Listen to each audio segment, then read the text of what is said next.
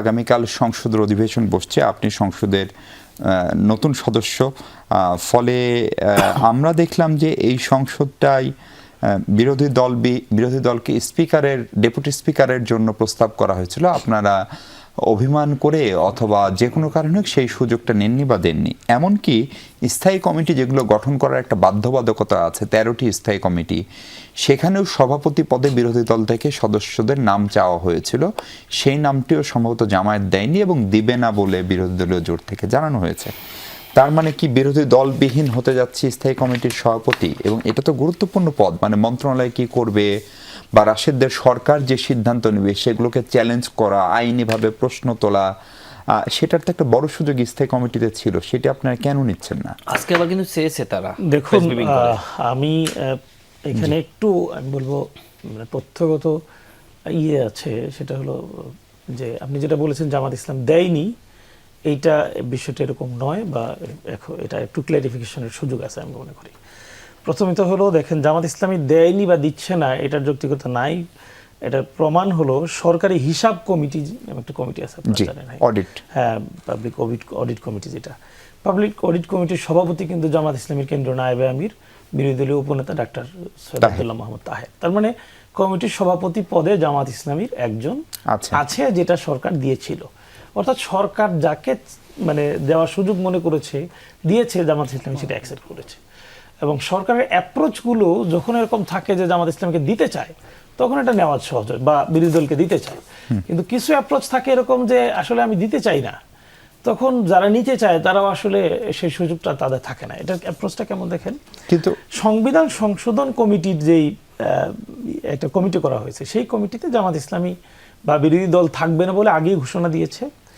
এবার এখন পর্যন্ত অফিসিয়ালি কোনো পেপার আমি অন্তত সংসদ সদস্য হিসেবে পাই নাই, বা আমাদের ছোট একটা, আমি আপনাকে একটু কোট করি, নুরুল ইসলাম মনি বলছেন, যিনি আমাদের চিফ হুইপ, তিনি জানিয়েছেন যে সংসদের তৃতীয় অধিবেশনে কমিটি গঠনের কাজ শেষ হবে, এবং যেহেতু আপনারা সংবিধান সংশোধনে গঠিত বিশেষ কমিটি বর্জন করেছেন, সে কারণে 13টি স্থায়ী কমিটির সভাপতির পদ হারাচ্ছে বিরোধী দল।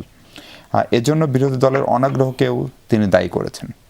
দেখেন, মানে অনাগ্রহ আর নাম দেয়নি, দুইটা কিন্তু আকাশ পাতাল পার্থক্য। মানে তিনি যদি অফিসিয়ালি নাম চেয়েছেন এরকম কোনো কথা বলতেন, তাহলে কিন্তু এটা লিগ্যালিটি ছিল, যে আমরা যেটা বলছি যে নাম দেয় নাই জামাত ইসলামী। অফিসিয়ালি জামাত ইসলামী এখানে নাম দিচ্ছে কি দিচ্ছে না, এই কাজগুলো একেবারে খুব সহজেই, এই একটা প্রক্রিয়া আছে, এই প্রক্রিয়ার কোন প্রক্রিয়া পর্যন্ত তিনি গিয়েছেন, যাওয়ার পরে বলছেন যে বিরোধী দল অনাগ্রহ। না, তিনি রেফার করছেন সংবিধান সংশোধনে গঠিত যে কমিটি, সেখানে তো আপনার নাম দেন।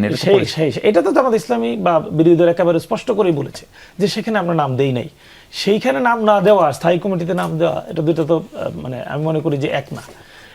এই জায়গা থেকে সরকার চাচ্ছে যে যেহেতু সংবিধান সংশোধন কমিটিতে বিরোধী দল থাকছে না, সুতরাং স্থায়ী কমিটিতে বিরোধী দল যাতে না থাকে, সভাপতি পদে যাতে না থাকে, এটা সরকার চাচ্ছে না। এই কথাটাই চিফ হুইপ কিন্তু এখানে বলার চেষ্টা করেছেন। দেখুন, এখানে সরকার বাস্তবিক পক্ষে, প্রকৃত পক্ষে চায় না জুলাই সনদ বা এই সংস্কারের ভিত্তিতে যে প্রক্রিয়া সংসদ চলার কথা, এটা যে চায় না, এটার একটা প্রকৃষ্ট উদাহরণ হলো কিছুদিন আগে হয়ে যাওয়া রাষ্ট্রপতি নির্বাচন। রাষ্ট্রপতি নির্বাচনের ব্যাপারে মাননীয় স্বরাষ্ট্রমন্ত্রী একাধিকবার তিনি ওই ঐক্যমত্য কমিশনের বৈঠকের পরে বলেছেন যে আমরা রাষ্ট্রপতি নির্বাচনের আগে এমন একটা সংস্কার করব যাতে সংসদ সদস্যরা নির্বিঘ্নে 70 অনুচ্ছেদের প্রশ্নে ভোট দিতে পারবে, এই কথা তিনি বলেছিলেন।